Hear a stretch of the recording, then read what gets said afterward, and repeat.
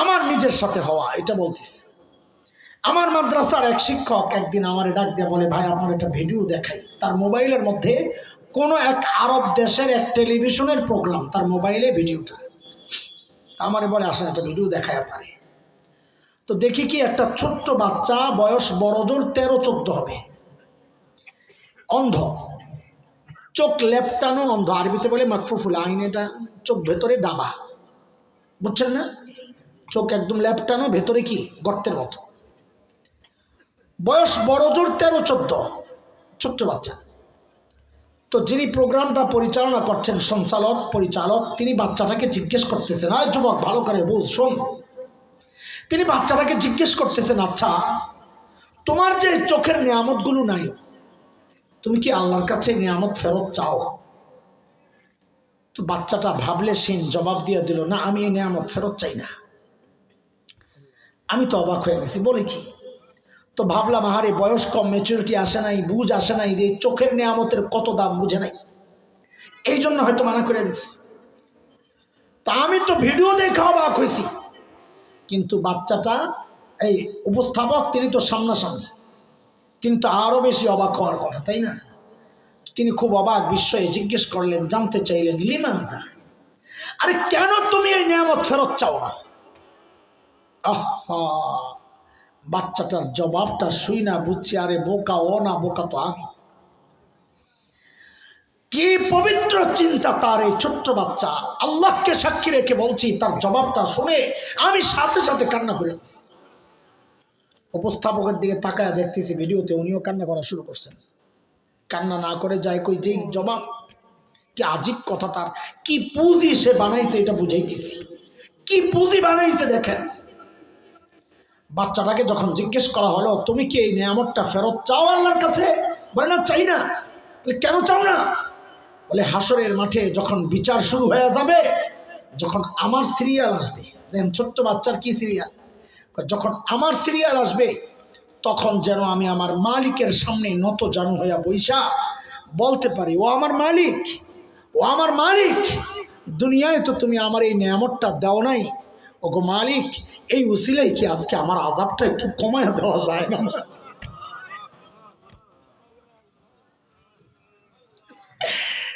আমি তো কাঁদতেছিলাম উল্টা চিন্তা করে, যাহারে ঠিক উল্টা প্রশ্নটাই যদি আমার প্রতি আসে, ঠিক উল্টা প্রশ্নটাই যদি আমাকে করা হয়। কি প্রশ্ন? আমার যখন হিসাব দেওয়ার পালা আসবে, আমি যখন আমার মালিকের সামনে দাঁড়াবো, তখন যদি আমার মালিক আমাকে জিজ্ঞেস করেন, এরে হাসান জামিল, দুনিয়ায় তো তোর চোখের এই নিয়ামতটা দিছিলাম, তুই তো এই নিয়ামত ভোগও করছস, এখন আযাবটা একটু বাড়াইয়া দেই, তো আমি কি জবাব দিব? তোকে তো জবানের নিয়ামত দিছিলাম, তুই তো নিয়ামত ভোগও করছস, এখন আযাবটা একটু বাড়াইয়া দিই, তো আমি কি জবাব? এরে যুবক, তুমি কি জবাব দিবা? বাবা আপনি কি জবাব দিবেন বলেন? কি পুঁজি বানাইছেন বলেন? কোন পুঁজির ভরসায় এমন নিশ্চিন্ত জীবন যাপন করছেন বলেন? নবী আলাইহিস সালামকে জিজ্ঞেস করা হয়েছে, আপনার সবচেয়ে প্রিয় কে? তো নবী বলেছেন, আয়েশা। বলে, পুরুষের মধ্যে? বলে, আবুহা, তার বাবা আবু বকর। আল্লাহর নবীর সবচেয়ে প্রিয় দুইজন মানুষ, বাপ বেটি, দুইজনই জান্নাতের সুসংবাদ পাওয়া, অথচ আল্লাহর সামনে দাঁড়ানোর ভয়ে কি করতেন? কি আসছে রিওয়ায়াতে, আম্মা জান তো কাঁদতেন কাঁদতেন কাঁদতেন আর বলতেন, ইয়া লাইতানি কুনতু নাসিয়াম মানসিয়া, আরে আমি যদি নিঃশেষ হয়ে যাইতাম, আমি যদি নাই হয়ে যাইতাম, তো আল্লাহর আদালতে দাঁড়াইতে হইতো। বাবা আবু বকর তো আরো আগায়া দূরে নির্জনে যায় নিজের ধিক্কার দিয়ে দিয়া কাঁদতেন আর বলতেন, ইবনা আবি কুহাফা, এরা আবু কুহাফার বেটা, মানুষ কেন হইলি, মানুষ কেন হইলি, এখন হিসাব কেমনি দিবি?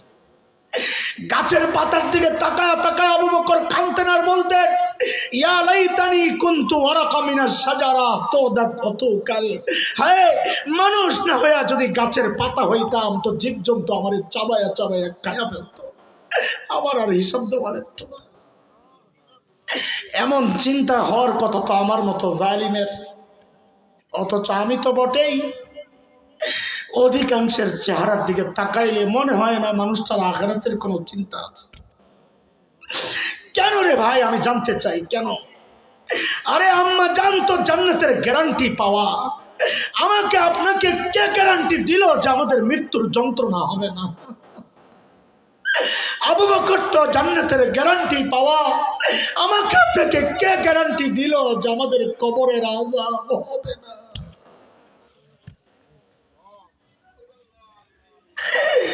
কে গ্যারান্টি দিল বলে? কোন ভরসায়, কোন পুঁজির ভরসায় এইভাবে নিশ্চিন্ত জীবন যাপন করছে? পুঁজি যে নাই তা না, পুঁজি তো আছে, পুঁজি আছে, আছে গুনাহ গুনাহ গুনাহ গুনাহ।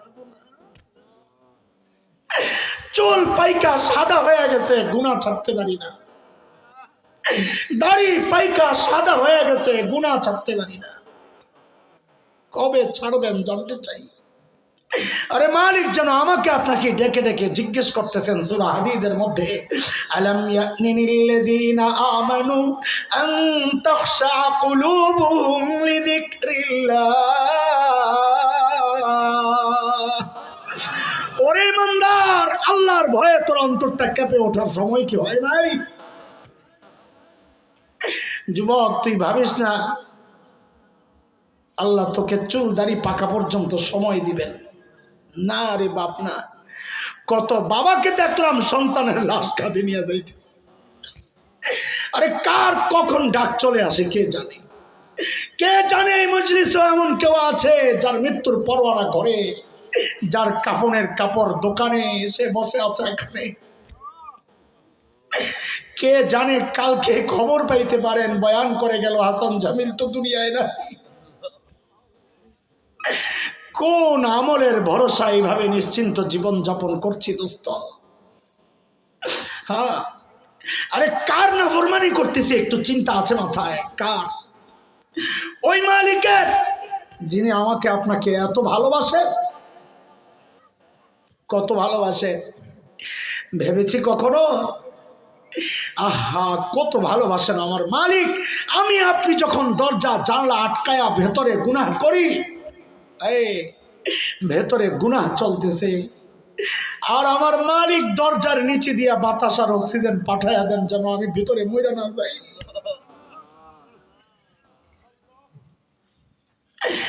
ওই মালিকের নাফরমানি আর কত কাল বলেন? যুবক, আমার কথাগুলো যদি তোদের হৃদয়ে টাচ না করে, তা আমি বলি কি ভাই, আমার কাছে আয়, তোরা আমার কাছে আয়। আমার বুঝানোর আর ক্ষমতা নাই। আমার কাছে আইসা তোদের পা গুলা আমার সামনে মেলে দে, আমি তোদের পা গুলা জড়াইয়া সারা রাত বসে বসে কান্দি, তাও তোরা গুনাহ ছেড়ে দে। বাবা গুনাহ ছেড়ে দেন, মা গুনাহ ছেড়ে দেন। আরে গুনাহওয়ালা চোখ গুলা নিয়ে মালিকের সামনে কোন মুখে দাঁড়াবেন? এই গুনাহওয়ালা হাত পা নিয়ে মালিকের সামনে কেমনে দাঁড়াবো? এই গুনাহওয়ালা চোখ নিয়ে মালিকের সামনে, কান নিয়ে মালিকের সামনে কেমনে দাঁড়াবো যখন আমারই চোখ, আমারই কান, আমারই হাত পাও আমার বিরুদ্ধে আমার মালিকের কাছে নালিশ করবে? হাত্তা ইযা মা জাউহা شهد عليهم سمعهم وأبصارهم وجلودهم بما كانوا يعملون।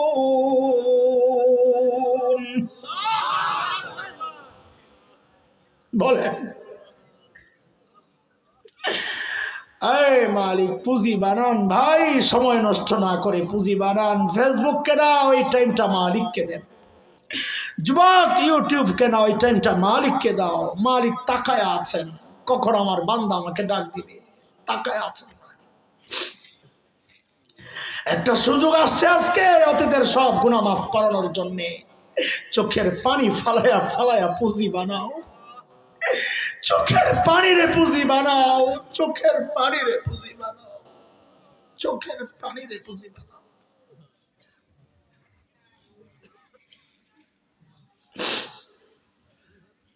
আয় মালিক, আল্লাহু আকবার।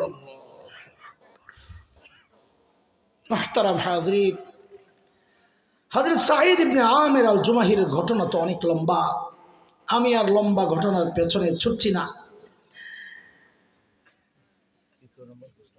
না সময় লাগবে। আমার যতটুকু দরকার ছিল বুঝানোর জন্য অতটুকু আমি নিয়ে নিছি। কি বুঝানোর জন্য? ওরা ছিল কি, হইল কি, মনে আছে কথা? কি মানুষ কোরআনের ছোঁয়ায় কি হয়ে গেছে। আমি কথা খুব শিগগির শেষ করবো, আপনারা ওঠাউঠি না করলে। আমার টাইম আপনাদেরকে যেটা দিছি 1:00 পর্যন্ত টাইম হয়ে গেছে, আরো সময় নিচ্ছি আমি এই সময়টা শেষ করার জন্য। ওই যে আপনাদের থেকে আপনারা যে আমার 10 মিনিট দিছিলেন ওইটা এখন ফেরত দিচ্ছি।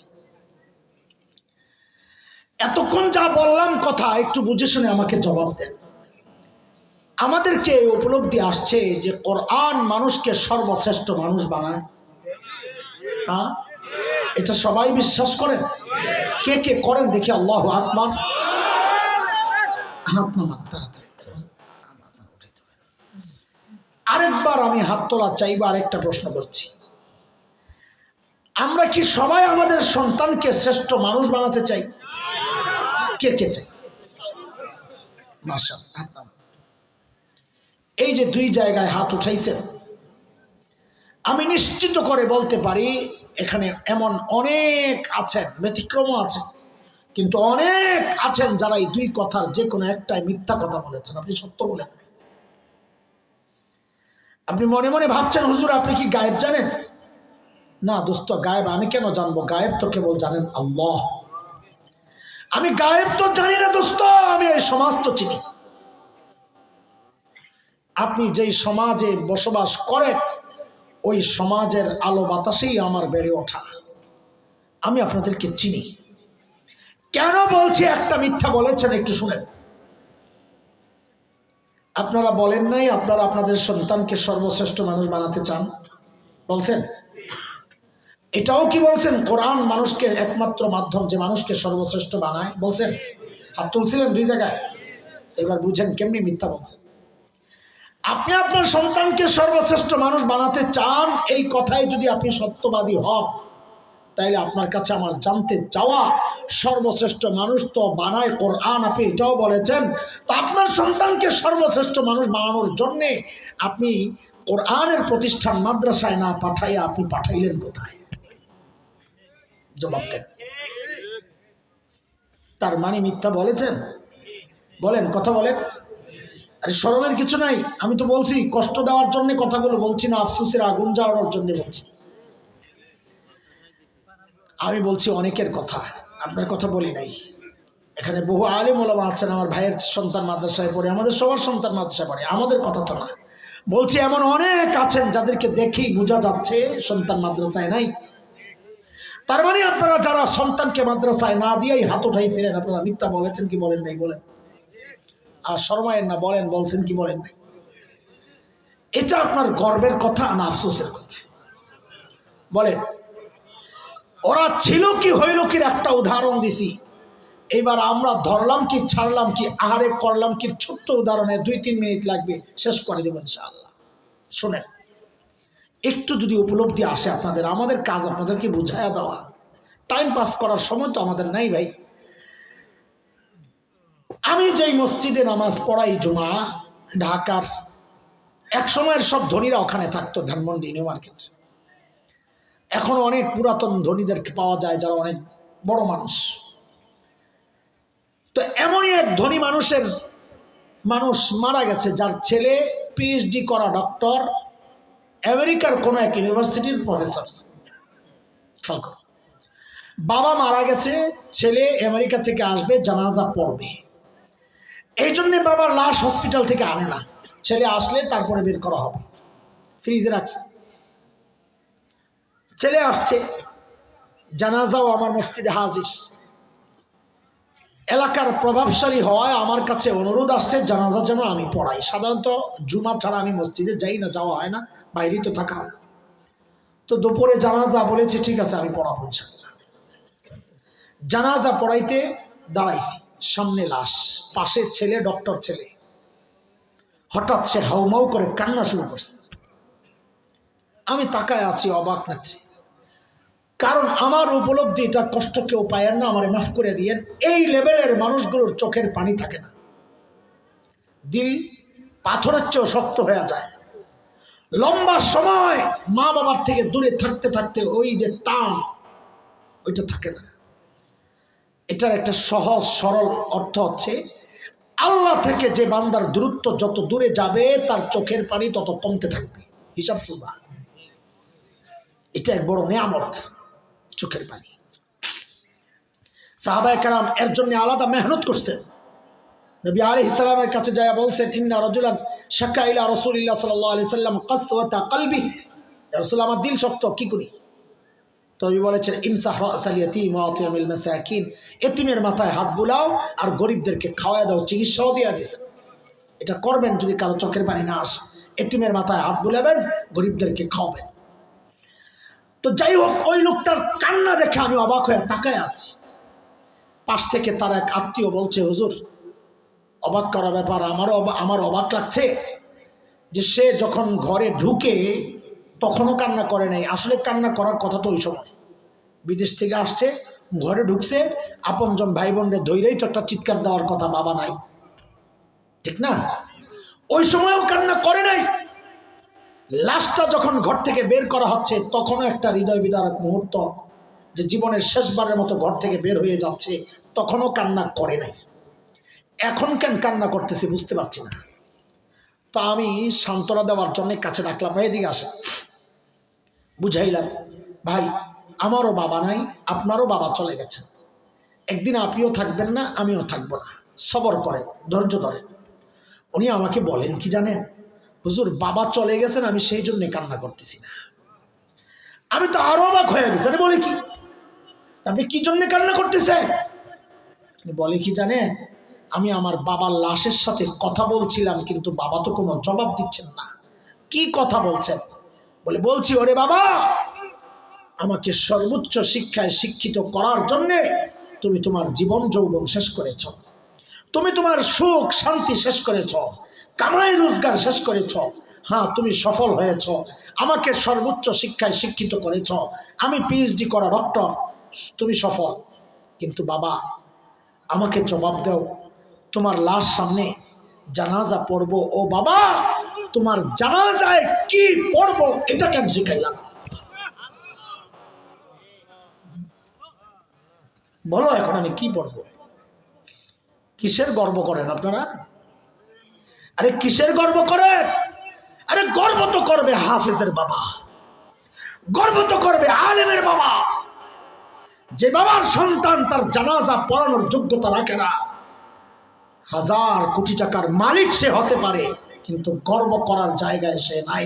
সে আফসোস দুনিয়ায়ও করে, আখিরাতেও করবে। আখিরাতে কেন করবে? যখন এই সন্তান বাবাকে দায়িত্বে অবহেলার কারণে, সন্তানকে মাদ্রাসায় না দিয়া, দিন না শেখায়া ঠকানোর কারণে সন্তান যখন আল্লাহর আদালতে বাবাকে আসামির কাঠগড়ায় দাঁড়ায়া দিবে, সূরা আহজাবে আসছে, কি বলবে? রব্বানা ইন্না আতানা সাদাতানা ওয়া কুবারানা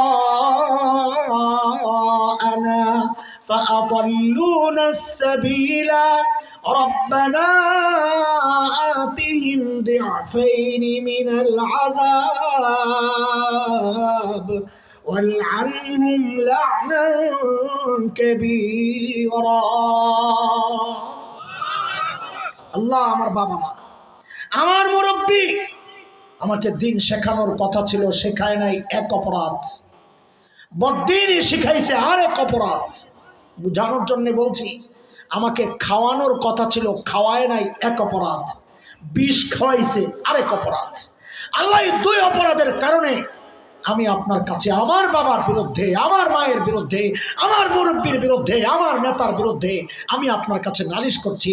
ওদেরকে ডাবল শাস্তি দেন, এরা যেন কখনো আপনার অনুগ্রহ না পায়, আপনার লানত দিয়ে এদেরকে দূরে সরাইয়া দেন। হ্যাঁ, কিসের গর্ব করে? আর যদি আপনার বাবা মা আমার মুস্তাফিজ ভাইয়ের মতো একজন আলেম রেখে যেত, আমাদের বড় মুরব্বী আব্দুল সালাম হাফিজাহুল্লাহর মতো একজন আলেম রেখে যেত, আরে আমি তো নিজেই বলি, আমার কথাই বলি, আমি ছোট মানুষ, কিন্তু আমি বলি আমার বাবা মা কত ভাগ্যবান। দেখেন, গত সেপ্টেম্বরে মুস্তাফিজ ভাই আমাকে ভিসা করে সৌদি পাঠাইছেন। শেষ সপ্তাহে ঢাকায় আসছি, শেষ শুক্রবার আগে বৃহস্পতিবার, শেষ বৃহস্পতিবার। যেদিন আসছি বুধবারে মদিনার থেকে ফ্লাইট, বৃহস্পতিবার দুপুরে বাসায় ঢুকছি, সেপ্টেম্বরের শেষ বৃহস্পতিবার। ওই দিনই প্রোগ্রাম করছি যেদিন আসছি উমরা থেকে। বাচ্চাদেরকে নিয়ে সবাইকে নিয়ে গেছিলাম। কত ধকল ক্লান্তি ফ্যামিলি থাকলে এটা যারা সফর করে তারা জানে। ওই দিনই প্রোগ্রামে গেছি, জ্বর শরীরে, ওই জ্বর নিয়ে গেছি। সেই যে সেপ্টেম্বরের শেষ বৃহস্পতিবার বয়ান করা শুরু, এই আজকে পর্যন্ত শতকরা 10% দিন যায় নাই যেদিন দুইটা করছি প্রোগ্রাম। প্রতিদিন তিনটা চারটা করে প্রোগ্রাম করছি। এমন কোনো দিন নাই যেখানে শেষ দোয়া করি নাই। এক জায়গায় তো পাইছি যায় শেষ দোয়া, আজকে এখানে পাইছি। এমন কোনো দোয়া তো যায় নাই যে দোয়ায় আমি অন্তত পড়ি নাই রব্বির হামহুমা কামা রব্বায়ানি সগীরা। তো আমার মা বাবা ঠকছে না জিতছে? আমার মা বাবা ঠকছেন না জিতছে? একজন রেখে গেছেন যে প্রতিদিন মা বাবার জন্য এই দোয়া পাঠাচ্ছে, আল্লাহ আমার মা বাবার কবরকে রহমত দিয়ে বেরো দাও। আমি ঠকছি না জিতছি? বলেন, আমার মা বাবা আমাকে ঠকাইছেন না জিতেছেন? আমি ছোটবেলায়, এখন তো মাথা ভারী হয়ে গেছে, কত ঝামেলা মাথায়, কিন্তু ছোটবেলায় আমি খুব ব্রিলিয়ান্ট ছিলাম বলে আর কি মানুষ। তো মাদ্রাসায় পড়ি, যে বাসায় ভাড়া থাকি ধানমন্ডিতে, ওই বাসার বাড়িওয়ালার মেয়েরা ছোট, আমি আমার নিয়ে অঙ্ক বাংলা ইংরেজি এগুলো পড়ায়, যা পড়ায় পেরালে। তো আইসা আম্মারে বলে, খালাম্মা এই ব্রিলিয়ান্ট ছেলেটারে নষ্ট করেন না। আমার মাদ্রাসায় দিয়ে আমার মা বাবারে নষ্ট করতেছে। এই ব্রিলিয়ান্ট ছেলেটারে নষ্ট করেন না খালাম্মা, আরে কি ব্রেন ওর। আহা, সেদিন যদি আমার মা বাবা ওদের খপ্পরে পড়ে আমার স্কুলে পাঠাইয়া দিতেন, তো আজকে হাসান জামিল আপনাদেরকে নিয়ে এখন আর চোখের পানি ফালানোর সুযোগ পাইতাম না। আমার মা বাবা আমার উপর সবচেয়ে বড় এহসান করছেন, আমার দিন শিখাইয়া গেছে। অদস্ত সন্তানকে ঠগায়েন না। নিজেকে নিজের বাবা ঠকাইলেও আপনি আপনার সন্তানকে ঠগায়েন না। দুনিয়ায় আপনিও ঠকবেন না, সন্তানও ঠকবে না। আখিরাতেও আপনি আটকাবেন না, সন্তানও আটকাবে না। এই জন্য ইনশাআল্লাহ, এই জন্য আপনাদের কাছে এই মাদ্রাসা ওয়ালাদের পক্ষ থেকে আমাদের অনুরোধ, সন্তানকে দিন শেখান, কোরআনের টিকা দিয়ে দেন। তো যত জায়গায় যাবে দুর্নীতির ভাইরাসে ওকে পাবে না। আজকে এই মুহূর্তে শেষ যাওয়ার সময় আমাদেরকে একটা অঙ্গীকার দিয়ে আপনারা বিদায় নেন। 5টা অঙ্গীকার দেওয়া যাবেন ইনশাআল্লাহ। বলেন ইনশাআল্লাহ। 1 নাম্বার বলেন, কোরআন, শুদ্ধ কোরআন শিখব। শুদ্ধ কোরআন বলেন। দেখেন, এক সময় ছোটবেলায় আপনারা কোরআন শিখছেন, ওই কোরআন আমরা শুনলে হাসি পায়, দুঃখ লাগে। লেইলাফে কুরাইশ, এই লাফে হেমরেল। আমি কোরআন বিকৃতি করছি না, এটা তো কোরআনই না। আমি যেটা বলছি হুজুর, এটা তো কোরআনই না, তো বিকৃত লোক থেকে এইটা চলবে না। কোরআন লানত করে, রুব্বা কারিন ইয়াকরাউল কোরআন ইয়ালা। বহু পাঠক এমন আছে, সে তিলাওয়াত করে কোরআন, তাকে লানত করে। এই জন্য এখন বাংলাদেশে আপনি ঘর থেকে বের হইলে শুদ্ধ কোরআন পড়ানেওয়ালা একজন হাফেজ পাওয়া যাবেন। এটা আল্লাহর এক বড় নিয়ামত, আলহামদুলিল্লাহ। 1 নম্বর অঙ্গীকার বলেন, কোরআন শুদ্ধ শিখব, শুদ্ধ কোরআন শিখব, কোরআন পড়ব, কোরআন মানব। কথা গেল? বলেন, শুদ্ধ কোরআন শিখব, কোরআন পড়ব, কোরআন মানব, কোরআন ওয়ালাদেরকে ভালোবাসব। কোরআনওয়ালা কারা? আলিম ওলামা। নিজের নেতার কারণে আলিমকে গালি দিব না, নিজের দলের কারণে আলিমের প্রতি ঘৃণা তৈরি করব না, ঘৃণা রাখবো না। ঠিক আছে ইনশাআল্লাহ? যদি আমার দল, আমার নেতা আলেমের বিপক্ষে দাঁড়াতে বলে, তো আমি বলবো ওই দল লাথি, ওই নেতা লাথি, আলেম ছাড়তে পারবো না। ঠিক আছে ইনশাআল্লাহ?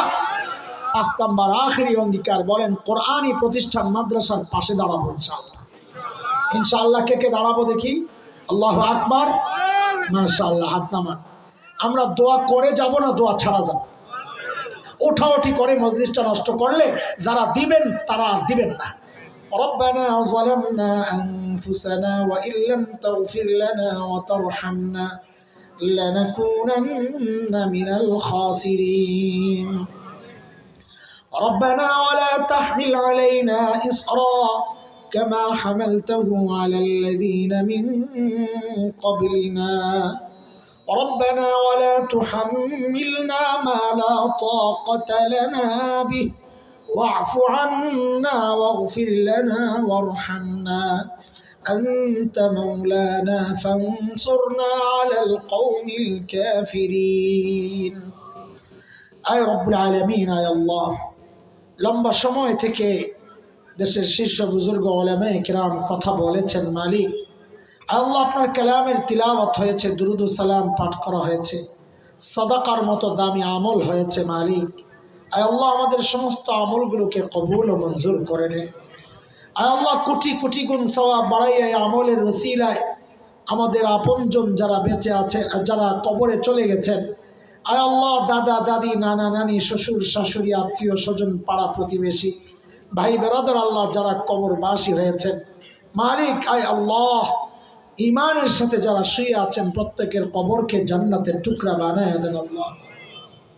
খাস করে মালিক, আমাদের যাদের মা নাই, বাবা নাই, আল্লাহ কবরে কি অবস্থায় আছেন জানি না।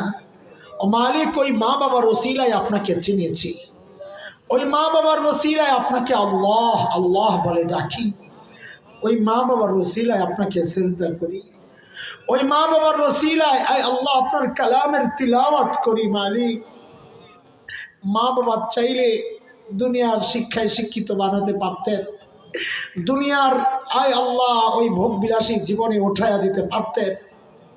দুনিয়া চান নাই, আমাদেরকে জিতিয়ে দিয়েছেন। মালিক, যেই মা বাবা আমাদেরকে আলেম বানিয়ে আমাদের উপর যে ইহসান করেছেন, যে মা বাবা, ওই মা বাবা কবরে শুয়ে আছেন। মালিক আল্লাহ, আমাদের সবার মা বাবার কবরকে জান্নাতের টুকরা বানায় দেন আল্লাহ। আল্লাহ যারা বেঁচে আছেন তাদেরকে নেক হায়াত দেন আল্লাহ, ইমানি জিন্দেগি দেন, সুস্থতার নিয়ামত দেন। আয় আল্লাহ, আমাদের সন্তানদেরকে নেককার আল্লাহওয়ালা বানায় দেন আল্লাহ। মাওলা করিম, আমাদের সন্তান যেন দুনিয়ার বেইজ্জতি আর পেরেশানির কারণ না হয়, আয় আল্লাহ আখিরাতের আযাবের কারণ না হয়। ওগো মালিক, আমাদের সন্তান যেন আমাদের নাজাতের ওসিলা হয়। মালিক, আমাদের মৃত্যুর পর রব্বির হামহুমা পড়নেওয়ালা হয় আল্লাহ। আয় আল্লাহ, আমাদের মধ্যে অনেকে অসুস্থ, আল্লাহ আপনি সুস্থতার নিয়ামত দিয়ে দেন আল্লাহ। যারা ঋণগ্রস্ত, ঋণ থেকে মুক্ত করে দেন আল্লাহ। অভাবী মানুষের অভাব দূর করে দেন আল্লাহ। বেকারদের কাজের ব্যবস্থা করে দেন। আয় আল্লাহ, কৃষকের ফসলে আপনি বরকত দিয়ে দেন, ফসল নষ্ট হওয়া থেকে হেফাজত করেন। ব্যবসায়ীদের ব্যবসায় বরকত দিয়ে দেন। আয় আল্লাহ, আজকে যারা দান করেছেন, আয় আল্লাহ ভবিষ্যতে করার ওয়াদা করেছেন, সকলের দানকে নাজাতের ওসিলা বানায় দেন আল্লাহ। আপন জনের নিরাপত্তার ওসিলা বানায় দেন আল্লাহ। আয় আল্লাহ, কবরের আযাব মুক্তির ওসিলা বানায় দেন আল্লাহ। মাওলা করিম, আয় আল্লাহ, অতীতে যারা দান করেছেন, এই মাদ্রাসা প্রতিষ্ঠার পেছনে যাদের হাত রয়েছে, বিশেষ করে আমাদের অত্যন্ত শ্রদ্ধার বড় ভাই হযরত মুফতি মুস্তাফিজুর রহমান হাফিজাহুল্লাহ, যারা অক্লান্ত পরিশ্রম আর মেহনতের ফসল মাদ্রাসা, আয় আল্লাহর সাথে যারা সঙ্গী হয়েছেন, অমানিক সকলের এই আমলকে নাজাতের জরিয়া বানায় দেন আল্লাহ। আয় আল্লাহ, আমরা যারা হাত উঠেছি, আল্লাহ কার কি অবস্থা আমার জানা নাই, নিজের অবস্থা বড় জানা। গুনার গুনাহ, গুনার গুনাহ, গুনার গুনাহ, এত গুনাহ হাত পাততেও লজ্জা লাগে। ওগো মালিক, করবো কি, যাবো কই, কে আমাদেরকে ক্ষমা করবেন? আপনি নিজেই বলেছেন ওয়ামান ইয়াগফিরুয যুনুবা ইল্লাল্লাহ, আপনি ছাড়া ক্ষমা করার কেউ নাই। মালিক, মা রাগ করলে বাবার কাছে আশ্রয় পাওয়া যায়, বাবা রাগ করলে মায়ের কাছে আশ্রয় পাওয়া যায়। আপনি তাড়াইয়া দিলে আমরা কার কাছে যাব? ও মালিক, তাই তো গুনাহ করে করে বেহায়ার মতো আপনার কাছে ফেরত আসি। আল্লাহ, আপনি তাড়াইয়া দিয়েন না মালিক, আপনি তাড়াইয়া দিয়েন না মালিক। মাফ চাই, মাফ করে দেন। ভুল করছি, আর করবো না মালিক, ভুল করছি, আর করবো না, মাফ করে দেন আল্লাহ। বাকি জীবন গুনাহমুক্ত কাটানোর তৌফিক দেন আল্লাহ। আল্লাহ, আখিরাতের উপযুক্ত পুঁজি আমাদের সবার জন্য কবুল করেন, আমাদের সবাইকে উপযুক্ত পুঁজি বানায় কবরে যাওয়ার তৌফিক দেন। ইমানের নিয়ামত দিচ্ছেন, ছিনাইয়া নিয়েন না মালিক। ربنا لا تزغ قلوبنا بعد إذ هديتنا وهب لنا من لدنك رحمة إنك أنت الوهاب আয় আল্লাহ আমাদের মুফতি আব্দুল সালাম সাহেব হাফিজাহুল্লাহ সহ অনেক মেহমানরা দূর দূর থেকে এসেছেন, অনেক শ্রোতা দূর দূর থেকে এসেছেন। ও মালিক আমাদের সকলের এই কষ্টকে নাজাতের জরিয়া বানায় দেন আল্লাহ। ও মালিক আয় আল্লাহ এই মাদ্রাসাকে দারুল দেওবন্দের মতো কবুল ও মঞ্জুর করেন। আয় আল্লাহ মাদ্রাসার পরিচালনায় যারা আছেন কাসেম নানতুবির গুণ দিয়া সাজায়া দেন, আসাতাজা একরামকে শেখুল হিন্দের গুণ দিয়া সাজায়া দেন, ছাত্রদেরকে যুগের মাদানী যুগের থানবী বানায়া দেন আল্লাহ, যুগের মুফতি আব্দুর রহমান বানায়া দেন আল্লাহ, আল্লাহ আহমদ শফি বানায়া দেন আল্লাহ। আয় আল্লাহ মাদ্রাসাকে গোটা দুনিয়ার ইলম আর হিদায়াতের মার্কাজ বানায়া দেন আল্লাহ। আল্লাহ মাদ্রাসার সমস্ত জরুরতকে আপনার কুদরতি হাতে মিটায়া দেন আল্লাহ। মৌলাই করিম আয় আল্লাহ বাংলাদেশকে আপনি হেফাজত করেন, আযাব ও গজব থেকে হেফাজত করেন, দুর্ভিক্ষ অভাব থেকে হেফাজত করেন, এদেশের ফলে ফসলে খনিজ সম্পদে বরকত দান করেন আল্লাহ। দুনিয়ার সব মাদ্রাসাকে আপনি হেফাজত করেন, ইমানদার আলেম ওলামাদেরকে হেফাজত করেন। আয় আল্লাহ আমাদের বন্দী ভাইদের মুক্তির ব্যবস্থা করে দেন আল্লাহ। আল্লাহ বন্দী ভাইদের মুক্তির ব্যবস্থা করে দেন আল্লাহ, বন্দী ভাইদের মুক্তির ব্যবস্থা করে দেন আল্লাহ। আয় আল্লাহ সংশ্লিষ্টদের দিল নরম করে দেন আল্লাহ। বাংলাদেশকে সব রকমের বিশৃঙ্খলা থেকে, মারামারি কাটাকাটি থেকে হেফাজত করেন। ওয়াসাল্লাল্লাহু আলা সাইয়্যিদিনা মুহাম্মদ ওয়া আলিহি ওয়া সাহবিহি আজমাইন।